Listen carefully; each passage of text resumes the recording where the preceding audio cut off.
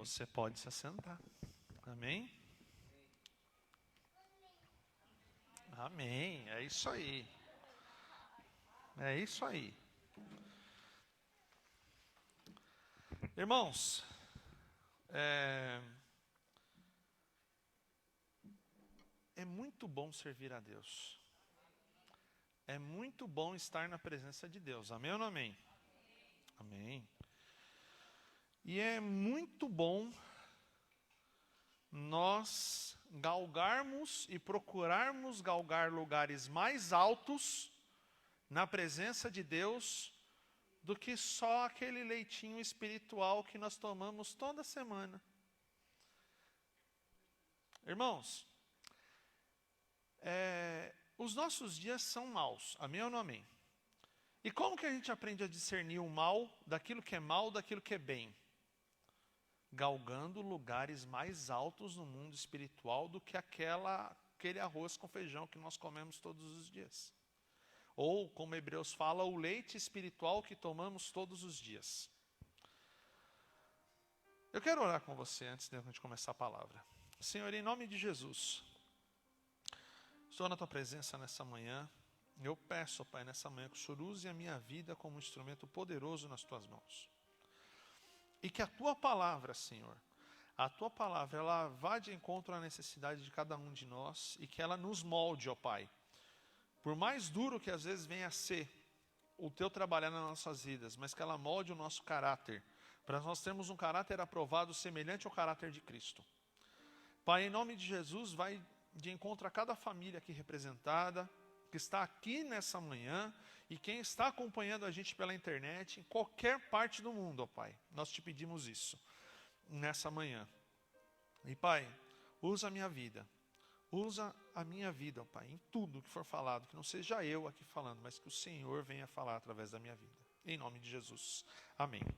Irmãos, vamos abrir a nossa Bíblia em Hebreus capítulo 5. Hebreus 5.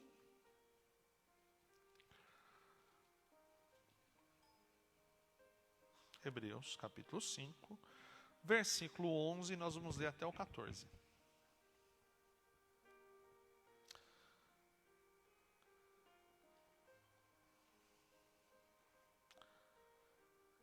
Do qual muito temos que dizer, de difícil interpretação, porquanto vós fizestes negligentes para ouvir.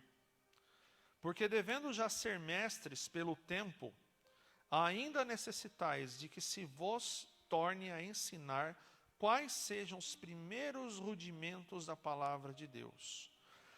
E vos haveis feitos tais que necessitais de leite e não de sólido mantimento. Porque qualquer que ainda se alimenta de leite não está experimentado na palavra da justiça, na palavra da justiça, porque é menino. Mas o mantimento sólido é para os perfeitos, os quais, em razão do costume, têm os sentidos exercitados para discernir tanto o bem como o mal. Irmãos, nossos dias são maus. Os dias que nós vivemos agora são dias maus.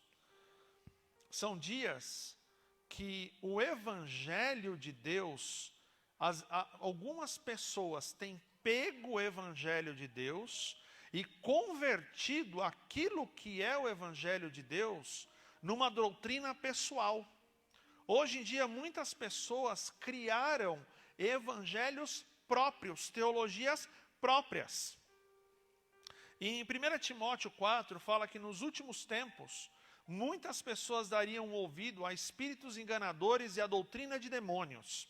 E logo depois, Paulo já nessa carta a Timóteo, ele começa a falar, a primeira coisa que ele coloca lá, pervertendo a figura do casamento, proibindo a figura do casamento. Por que Paulo utiliza a figura do casamento como uma figura para mostrar a perversão? Então quer dizer que nos últimos tempos muita gente vai proibir se casar? Não, não é isso.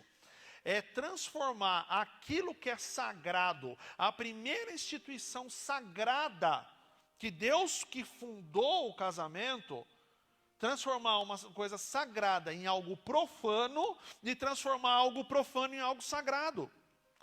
E isso tem acontecido nos dias de hoje. E como que a igreja tem reagido a isso? Muitas pessoas têm sido enganadas porque ainda está no leite espiritual.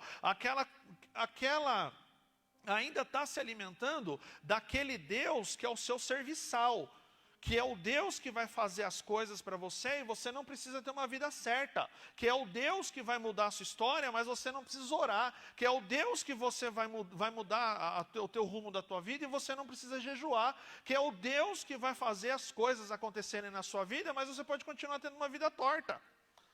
Hoje em dia isso é muito falado e está errado. Isso está errado. Nós precisamos galgar lugares mais altos. Por quê? Porque quando nós não galgamos lugares mais altos dentro da palavra de Deus, dentro do mundo espiritual, nós somos enganados por espíritos enganadores. Tem muita gente que... teve gente que já chega para mim assim: Isaac, eu fui tão tocado. Sabe o Belo, marido da Graciane? O Belo, que é o único Belo que é feio. O Belo, marido da Graciane, ele gravou uma música lenta, em tom menor. O tom menor é lindo, é maravilhoso, né? Qualquer um chora com tom menor. Em tom menor. E no final da música fala de Deus. Não dá pra gente conversar com a Luciana pra gente tocar na igreja? Dá. Dá sim. Veio falar com a pessoa certa. Irmãos, não é porque uma pessoa que tem uma vida de qualquer jeito, está gravando uma música, está lançando uma música no mercado, que tem a palavra a Deus, que tem em Deus a vida dele. A responsabilidade no mundo espiritual, o peso espiritual é um negócio tão sério, mas é tão sério, que é o seguinte: se eu estou aqui no púlpito pregando, e eu estou com a minha vida torta, vocês vão ser afetados espiritualmente. Se eu estou aqui no púlpito cantando e eu tenho uma vida torta, a igreja vai sofrer espiritualmente. Se eu sou um pastor, uma pastora, e eu tenho uma vida torta, não adianta. Mas o que é vida torta? A vida torta é tipo assim, é trair o meu esposo, trair o meu cônjuge. Não é só isso. Isso é o que dá o ibope. Vida torta é não ter vida com Deus, é não ter uma vida de adoração a Deus o tempo todo, em todo o tempo. É isso. E a gente precisa galgar lugares mais altos, lugares espirituais mais altos, para podermos discernir aquilo que é bom do que aquilo que é ruim. Alimento sólido. O que é alimento sólido? Aprendermos mais da palavra de Deus, de forma profunda.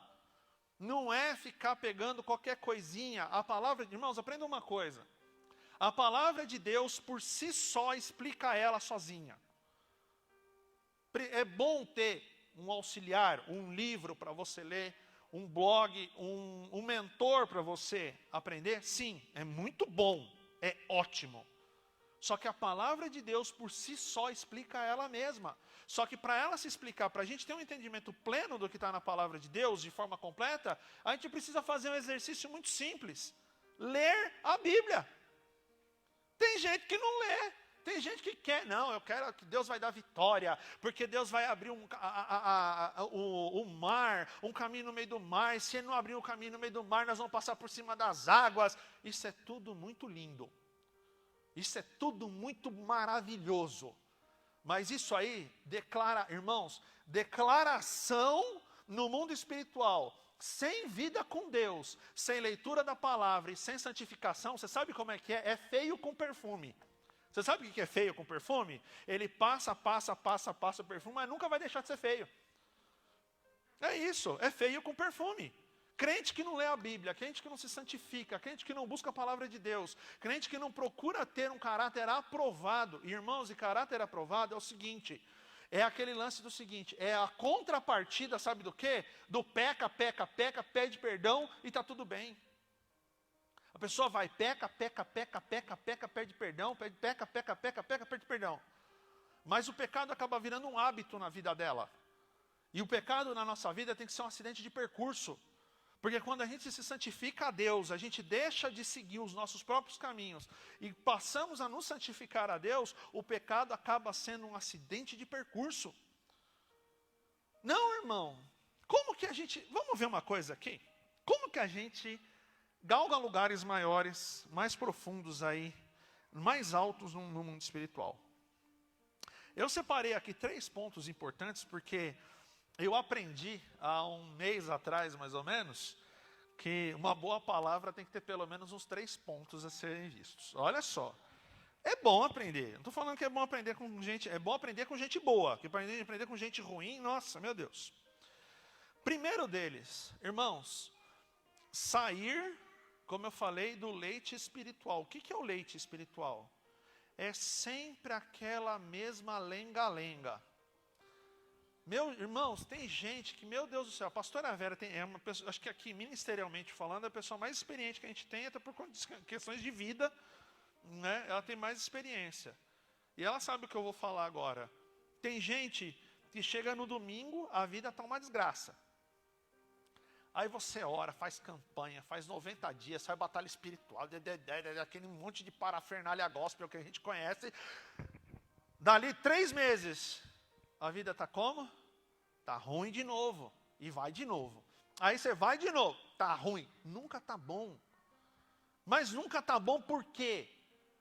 Porque o pastor não ora, porque a pastora não ora, porque os líderes não cuidam. Não, não está bom que a própria pessoa só quer ficar naquela lenga-lenga.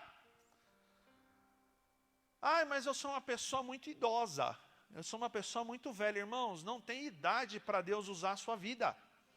Não tem idade. Se você tiver 80 anos bem, Deus vai usar você com 80 anos bem para mudar histórias de vida. Mas para você mudar histórias de vida, precisa sair do lenga-lenga espiritual.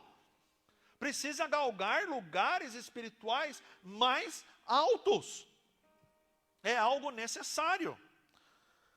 Segundo ponto importante. Aprender com pessoas que são mestres na palavra de Deus e cheias do Espírito Santo de Deus. Em 1 Coríntios 11:1, Paulo fala o seguinte: aprendei de mim, aprendei de mim não, sei de meus imitadores, como eu sou de Cristo. E ele fala, o cabeça da igreja, assim como o cabeça da mulher é o marido, o cabeça da igreja é Cristo. Cuidado com quem você está olhando, está seguindo na internet, em YouTube, em Instagram, em Facebook. Que cuidado, que converte aquilo que é profano em sagrado e aquilo que é sagrado e profano. Nossa, Isaac, mas tem gente na internet que faz isso? Olha, irmãos, eu não posso dar nomes, mas se eu começar a dar nomes, nós vamos terminar esse culto aqui só 31 de dezembro. Quer um exemplo? Eu vou dar um exemplo clássico para vocês. Não tem problema nenhum você utilizar o púlpito, aliás, você utilizar bom humor para trazer a palavra de Deus. Não tem problema nenhum. Crente sisudo amargo está precisando passar por um tratamento espiritual federal. Não tem problema nenhum você transmitir uma palavra com bom humor. Nenhum. Só que utilizar o púlpito para fazer stand-up está errado. Ai, nós vamos trazer aqui o fulano de tal para trazer aqui uma piadinha, para contar piadinha na igreja. Isso está errado, irmãos. E tem igreja grande de crente velho que faz isso. Está errado. Ah, mas atrai os jovens. Está errado. Sabe por quê? Porque você converter isso aqui é um lugar sagrado. Uma coisa que nós aprendemos, nós que subimos no púlpito para pregar, que nós subimos no púlpito para cantar, desde muito pequeno, é o seguinte: púlpito é um lugar sagrado. Se você está com a tua vida torta, fica no chão, fica aí no banco. Aí o cara vai, faz um evento, convida 50 milhões de pessoas para o evento para chamar uma pessoa para ficar contando piada em cima do púlpito. Irmãos, isso é um absurdo. Isso é um absurdo. Não tem nada de palavra de Deus. É como eu falei, usar o bom humor para transmitir a palavra, uma peça que utiliza a linguagem, às vezes até meio bem-humorada, para trazer a palavra, beleza. Agora, utilizar o púlpito para fazer stand-up, fazer piadinha, para fazer os outros rir, Irmãos, igreja não é teatro, igreja não é ponto de encontro, igreja não é clube. A igreja é a casa do Senhor, que nós viemos para ouvir a palavra de Deus e sermos moldados por ela. Por mais dura que essa palavra seja. Vocês estão pensando que eu queria pregar isso que eu estou pregando agora? Não queria, mas eu vou fazer o quê? Eu tenho que fazer aquilo que me mandam. Simples assim. Isso para você aprender a discernir aquilo que é bom daquilo que é mal.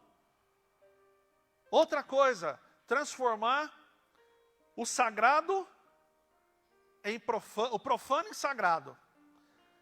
Transformar o profano em sagrado. Você quer um exemplo de o que é profano e sagrado? Uma coisa assim, muito, parece que assim, uma coisa muito boba. Deus quer que você seja feliz. Segura aí, viu? Agora você amarra o cinto aqui, ó, na cadeira aqui, que agora vem, hein? Deus quer que eu seja feliz. Deus quer que você seja feliz. Deus quer que você tenha uma vida próspera. Deus quer que você tenha uma vida abençoada. Desde que a sua vida siga os parâmetros que estão na palavra. Acabou. Não tem atalho. Não tem atalho. Às vezes a pessoa chega para mim e pergunta uma coisa para mim. Ah, eu posso casar? Olha, eu larguei da minha mulher por incompatibilidade de gênios. Larguei da minha mulher por incompatibilidade de gênios, agora arrumei uma namorada, quero casar, tá certo? Jesus fala o seguinte, julgue você se está certo ou não. Jesus fala o seguinte, se você casou e você não largou por causa, por exemplo, aconteceu um adultério, você está livre para casar de novo. Se o teu cônjuge morreu, você está livre para casar de novo. Se você largou da tua mulher por incompatibilidade de gênios e arrumou uma outra esposa para ficar no lugar dela, a Bíblia é taxativa. Quem casa com a repudiada comete adultério com ela. É taxativo. Ah, mas Deus quer que eu seja feliz. Tá bom, julgue você se você está certo ou está errado. Lê lá na Bíblia e julga você. Ah, Deus quer que eu seja feliz. Quer que você seja feliz? Quantas vezes eu vi empresários roubando o direito do funcionário? Eu trabalhei numa empresa que misericórdia, era uma misericórdia, não tinha outra palavra para definir. Era misericórdia. Todo mundo que saía de lá tinha que fazer uma ameaça para poder receber os seus direitos. E o empresário, sabe quem que ele era? Ele era cristão, crente velho. Crente velho, assembleano, antigo.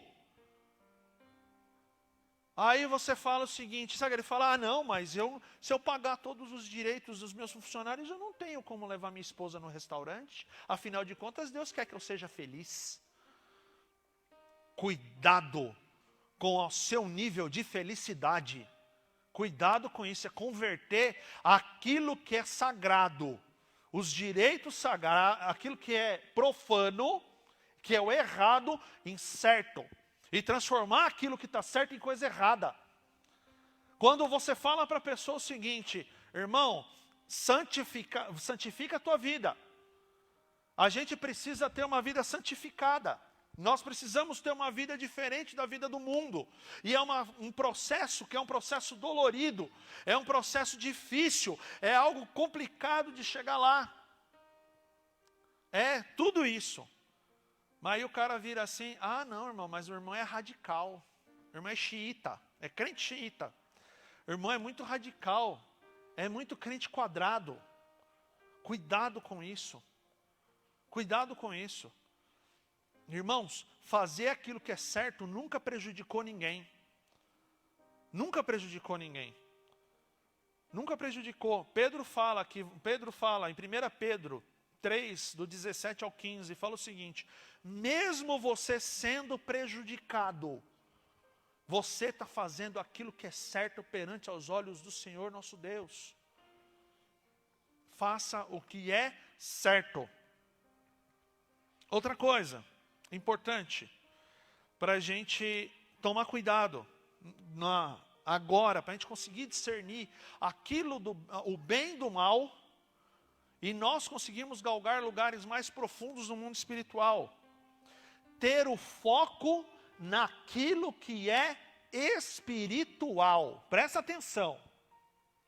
Ter o foco naquilo que é espiritual.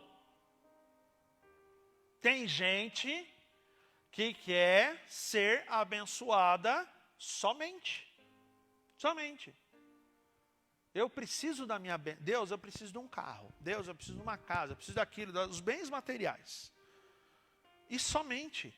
Às vezes a pessoa vem para a igreja com o único foco de buscar a presença de Deus só para aquilo que ela precisa, e mais nada.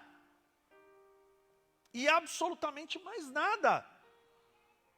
Nada. Deixa eu falar uma coisa para você. Você quer subir degraus espirituais? Você quer discernir o bem do mal? Foque no espiritual. Hebreus 11:10 fala o seguinte, que Abraão, aliás, 11:13, fala o seguinte, que Abraão, ele procurava uma cidade cujos fundadores era Deus. Os fundadores era Deus. O fundador dessa cidade, o arquiteto fundador dessa cidade era Deus. Não feita por mãos de homens, mas feita pelo próprio Deus. Veja, Abraão foi um cara extremamente próspero, extremamente abençoado. Só que ele não ficava andando na terra da Palestina. Não, esse pedaço de terra aqui, ó, Deus falou que vai dar para mim. E é esse pedaço de terra aqui, oh glória. Mas ele falou que eu vou andar mais 2 passos e onde pisar a planta dos meus pés, ali será meu. Não, ele não pensava nisso. Deus, eu estou caminhando. Deus, eu estou caminhando. Deus, eu estou caminhando, mas eu estou caminhando com o Senhor, porque eu quero conhecer a cidade que o Senhor é o construtor. Olha para vocês verem a dimensão da intimidade de Abraão com Deus. Abraão fazia menção da cidade, da Jerusalém celestial, lá já na vida dele, lá no livro de Gênesis, lá no começo, e a gente só foi ter uma noção de Jerusalém espiritual no final da Bíblia, lá no Apocalipse. Deus já mostrou para Abraão todas as coisas antes, porque ele era amigo de Deus, mas qual que era o foco dele? Vida espiritual. Como é que está o nosso foco na nossa salvação, na nossa eternidade? Como que está o nosso foco na eternidade? Você quer lugares espirituais mais altos? Você quer ter uma intimidade maior com Deus? Foco na vida espiritual e na vida eterna. Se Deus me der um carro, eu estou focado na minha vida eterna. Se Deus me der uma casa, eu estou focado na minha vida eterna. Se Deus me der uma promoção ou não der, se Deus fizer ou não fizer, eu estou focado na minha vida eterna. E às vezes as pessoas vêm para a igreja focadas, não, mas parece que não precisa fazer um negócio aí, Deus. Eu venho aqui 10 domingos, aí o Senhor me dá um... Não! De jeito nenhum! De jeito nenhum! Precisamos ter foco na nossa vida eterna. Olha só para vocês verem. Como Deus nos chama, como o Senhor nosso Deus nos chama com amor. Em Hebreus 12, do 27 ao 29, lá fala a respeito de 2 montes, fala a respeito do Monte Sinai e do Monte Sião. O Monte Sinai do Antigo Testamento, o Monte Sião é onde Jesus Cristo padeceu e morreu, foi enterrado e depois ressuscitou. Fala de 2 montes. No Monte Sinai, ninguém podia chegar quando Moisés estava recebendo as ordenanças das leis mosaicas da parte de Deus. A Bíblia fala o seguinte, que o monte deveria ser cercado e nenhum boi, nenhum animal podia chegar na beira do monte. Se ele chegasse, ele encostasse no monte, ele deveria ser morto, apedrejado. Ninguém podia chegar, porque quem estava lá era Moisés e Deus. E ele estava recebendo todo o compilado das leis mosaicas. Isso é o período da lei. Jesus Cristo vem, ele morre na cruz do Calvário e nós podemos chegar ao Monte Sião. O que é o Monte Sião? O Monte Sião é totalmente o contrário. É um monte que é um lugar que você pode chegar na presença de Deus e se render. se desmanchar na presença de Deus, de tudo aquilo que você é, de tudo aquilo que a gente acha que é, de tudo aquilo que a gente acha do que a gente é. A gente chega nesse monte, a gente consegue se desmanchar, chegar na presença daquele que é o Deus, o Rei sobre todo o universo, e dizer lá na presença dele que ele é santo, santo, santo, santo, santo, santo. E falar: Deus, não importa o que o Senhor vai fazer por mim, o que importa é o que o Senhor fez por mim na cruz do Calvário. Não importa se o Senhor vai abrir ou vai fechar uma porta, o que importa é a minha salvação. O que me importa, a minha vida, é estar contigo, é viver a eternidade contigo. Isso que importa, Deus. A palavra de Deus é tão maravilhosa que fala o seguinte, que muitos, eles ficaram muitos dos heróis da fé, que está lá em Hebreus 11, eles ficaram tão focados na vida espiritual, na vida eterna, eles galgaram lugares tão altos no mundo espiritual e na vida espiritual, que a Bíblia é taxativa, ela fala exatamente assim: e esses morreram sem muitas vezes verem cumprida na vida dele as promessas que Deus tinha feito. Mas eles visualizaram essas promessas a nível eterno, espiritual. Isso aí não lembra vocês, né? Daquela música lá que fala o seguinte, como é que é? Você não vai morrer antes das promessas de Deus se cumprirem? A Bíblia fala que muitos dos heróis da fé morreram sem a promessa se cumprir. Mas eles viram essas promessas a longo prazo, no mundo espiritual. O foco deles era o espiritual, era a vida espiritual, era andar com Deus, era estar com Deus. E era algo tão profundo, que eles aprendiam muito bem a discernir o bem do mal. Quer um exemplo?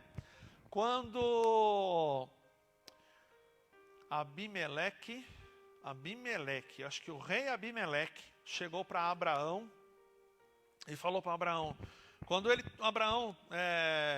Abimeleque tomou a esposa de Abraão, né, porque Abraão ficou com medo de Abimeleque, e Abimeleque devolveu ela para ele e falou: Abraão, eu vou te indenizar pelo tempo que eu fiquei com a sua esposa lá, presa lá no palácio. Abraão falou: não.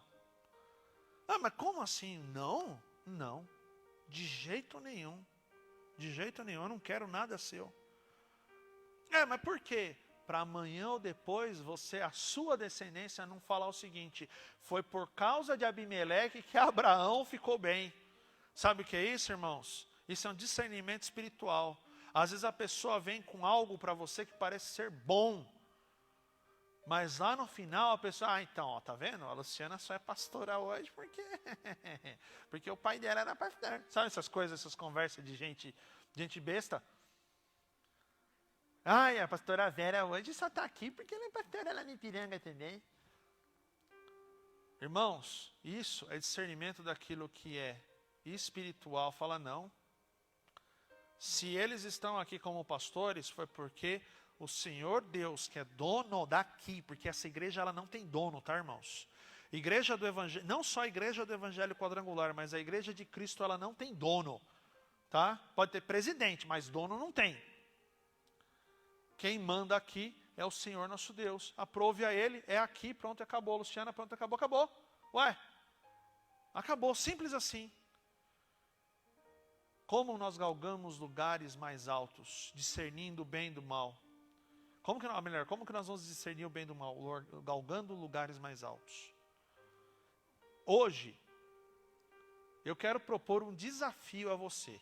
Eu nunca fiz isso aqui na igreja, nunca. Eu quero propor um desafio a você. Eu proponho o seguinte desafio para essa semana. Separe um tempo de qualidade para orar e ler a palavra de Deus. E aprender da palavra de Deus. Tempo de qualidade, tá, irmãos? Não é aquela oração relâmpago. Senhor, em nome de Jesus, abençoe meu alimento, que faça bem, não faça mal, em nome de Jesus, amém. Não é isso aí, não é versinho. É tempo de oração com Deus. Separe um tempo para a leitura da palavra de Deus. Ai, mas a Bíblia é muito complexa, é muito difícil de entender. Esse livro de Hebreus aí, que é um negócio muito louco de entender, vai ler o Evangelho de João. É o livro mais fácil que tem na Bíblia, é o Evangelho de João. É o mais fácil. Vai lá ler o Evangelho de João. Facinho, facinho, facinho, facinho. Quer um livro curto dos Evangelhos? Vai ler o Evangelho de Marcos, 16 capítulos. Tranquilo.